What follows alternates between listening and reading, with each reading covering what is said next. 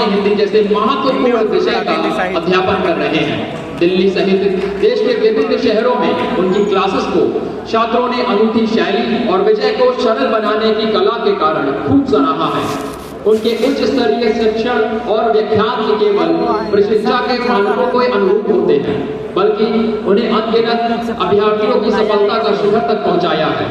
उनकी विद्वता को भारत सरकार ने संस्कृति मंत्रालय ने भी सराहा है और उन्हें सीनियर रिसर्च फेलोशिप से सम्मानित किया गया है। इसके अलावा विगत 10 वर्षों में प्रतिष्ठित समाचार प्रभात भारत में यूपीएससी के अभ्यर्थियों के लिए वे कॉलम लिखकर बहुमूल्य मार्गदर्शन कर रहे हैं। हमें पूर्ण विश्वास है कि आपके अमूल्य मार्गदर्शन से हमारे छात्र सफलता की सीढ़ियों और नई ऊंचाइयों तक पहुंच पाएंगे। तो एक बार जोरदार तालियों से स्वागत करिए श्री डॉक्टर अजय अनुराग सर का।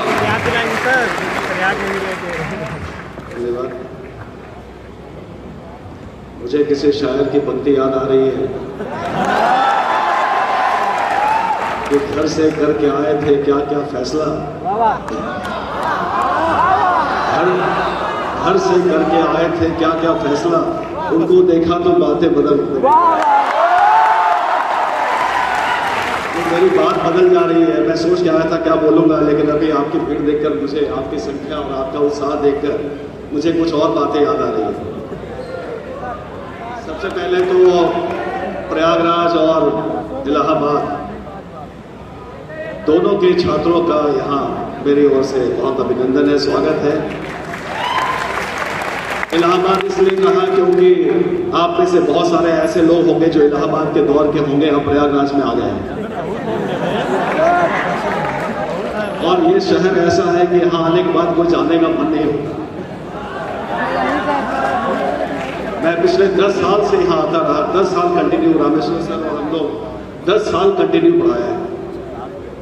ममफोर्टगंज में एक यहाँ की उस जमाने की कोचिंग हुआ करती थी नंबर 1, वहाँ हम लोग पढ़ाते थे। आज वो नहीं है। आज हम लोग नंबर 1 कोचिंग में आज यहाँ हैं खान सर के नेतृत्व। और मुझे बहुत खुशी है इस बात की कि मेरा तो विषय हिंदी साहित्य है जो बाद में आता है, इसीलिए मैं बाद में आया हूँ। जीएस और जीएस प्रीलिम्स मेंस, मेरी जरूरत आपको मेंस में पड़ती है, लेकिन मेंस ही मेन है। अगर आप इस परीक्षा की पूरी रणनीति को देखिए तो प्रीलिम्स क्वालिफाइंग एग्जाम है, इंटरव्यू का कोई भरोसा नहीं। मेंस मेन है और आपके हाथ में है। अगर आपको लिखने आता है तो आप मुख्य परीक्षा में बहुत अच्छे अंक ला सकते हैं और इस परीक्षा को आसानी से पास कर सकते हैं। ये मुख्य परीक्षा लिखित परीक्षा है और लिखित परीक्षा होने के नाते वहाँ आपको लिखना पड़ता है और जब लिखना पड़ता है तो फिर वहाँ आपको भाषा और साहित्य की जरूरत पड़ती है और तब मेरी जरूरत पड़ती है।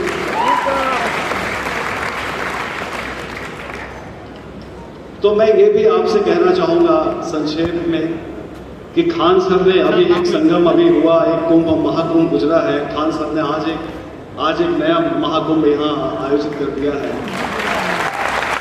और ऐसे अनुभवी शिक्षकों को यहाँ ले आए जो सब लोग, हम सब लोग कोई 20-25 साल से पढ़ा रहे हैं। खान सर ने बहुत अच्छी बात कही कि ऐसे हम सब लोग ऐसे ही जब आपका शायद जन्म भी ना हुआ हो तब से पढ़ा रहे हैं। और मैं एक अखबार में पिछले 15 साल से कॉलम लिख रहा हूँ।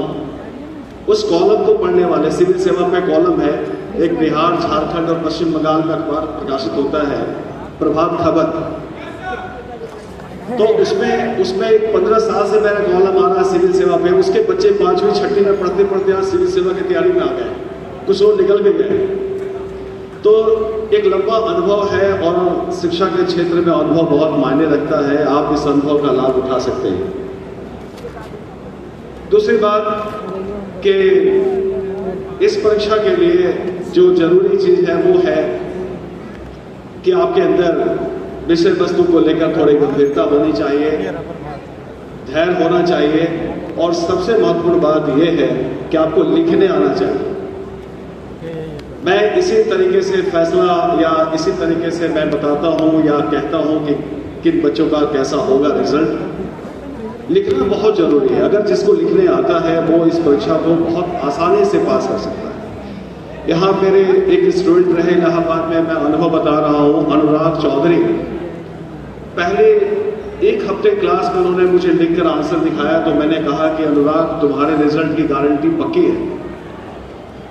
पॉलिटिकल साइंस और हिंदी साहित्य। और मजे की बात कि वो पहली अटेम्प्ट में सिलेक्शन हो गया उनका। तो वो इस बात को अभी भी कह रहे थे, बातचीत होने पे, इलाहाबाद आने पे बातचीत होती है। तो हमारी भविष्यवाणी तो यही है कि अगर आपको लिखने आता है तो सिविल सेवा, चाहे वो आए यूपीएससी हो चाहे पीसीएस हो, आप आसानी से निकाल सकते हैं। और लिखने के लिए क्या चाहिए? लिखने के लिए चाहिए एक अच्छी भाषा, चाहे आपकी भाषा अंग्रेजी हो या हिंदी हो। अगर भाषा पे कमांड है, आप डेली 10-20 पेज बस यूं ही लिख डालिए, कुछ नहीं तो शेरो शायरी लिख डालिए, जो मन में आए वो लिख डालिए, लेकिन 10-20 पेज डेली लिखे। और लिखने अगर आपको आ गया तो इस परीक्षा में सफलता से कोई नहीं रोक सकता, चाहे वो एसए का पेपर हो, चाहे जीएस का पेपर हो या फिर ऑप्शन हो। तो मैं यही आप सबसे कहूंगा कि प्रयागराज सिविल सेवा का एक हमेशा से एक फैक्ट्री रहा है। यहाँ से सिविल सेवक यहाँ से निकलते हैं, ये यहाँ सिविल सेवा में जाने वाले लोगों की एक लंबी फहरिस्त है। यहाँ प्रोडक्शन होता है सिविल सेवक। इसलिए आप एक इतिहास के मोड़ पे खड़े हैं जहां आप अपने जीवन का इतिहास बना सकते हैं। और दूसरी बात कि आप आज जहां हैं और जैसे तैयारी कर रहे हैं, सिलेक्शन के बाद वाकई एक इतिहास बन जाएगा कि इलाहाबाद या प्रयागराज के उन दिनों में हम कैसे थे और कैसे हमने तैयारी की और कैसे हमें सफलता मिली। और हमारे पास इसके सिवा और कुछ है भी नहीं। बिहार और उत्तर प्रदेश के छात्रों के पास शिक्षा के अलावा, ज्ञान के अलावा और कुछ भी नहीं। और खान सर ने ये अलग जगाया है बिहार, यूपी में और पूरे देश में जिस ढंग से शिक्षा को आसान बनाया है, सहज बनाया है, कम फीस में आपके लिए उपलब्ध कराया है, ये कमाल है। और यही वजह है कि आज उनकी चर्चा पूरे देश में होती है।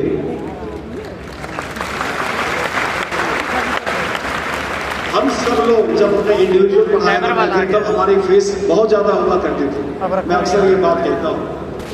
तो खान सर ने ये कमाल किया है कि शिक्षा को आसान बनाया है, शिक्षा का लोकतांत्रिकरण किया है, सबके लिए उपलब्ध कराया है। कोई भी आज यूपीएससी का सपना देख सकता है, पीसीएस का सपना देख सकता है, सरकारी नौकरी में जाने का सपना देख सकता है और अपने जीवन को बदल सकता है।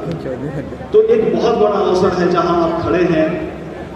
और ऐसा नहीं कि सूखी मिले हर जगह जमीन, प्यासे जो चल पड़े हैं तो दरिया भी आएगा।